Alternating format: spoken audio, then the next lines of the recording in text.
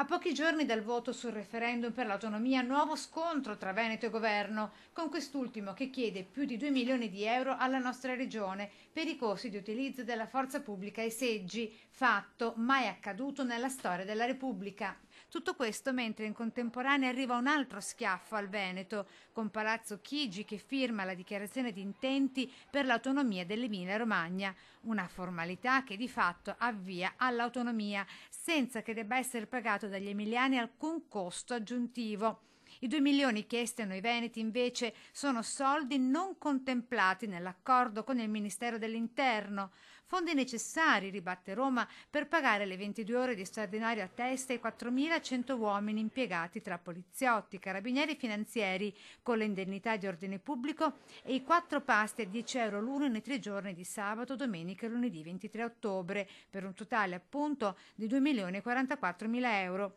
Soldi, ripetiamo, che non sono mai stati chiesti nemmeno con le ultime elezioni regionali. E l'ultimo disperato tentativo di impedire ai veneti l'esercizio democratico del voto, un motivo in più per andare a votare, commenta laconico il governatore Luca Zaia, sfoderando un sorriso davvero gandiano. Il 22 è la giornata dei Veneti, di noi Veneti, dei nuovi Veneti, di coloro che hanno deciso di venire qui in Veneto e vivere in Veneto. E c'è una pagina di storia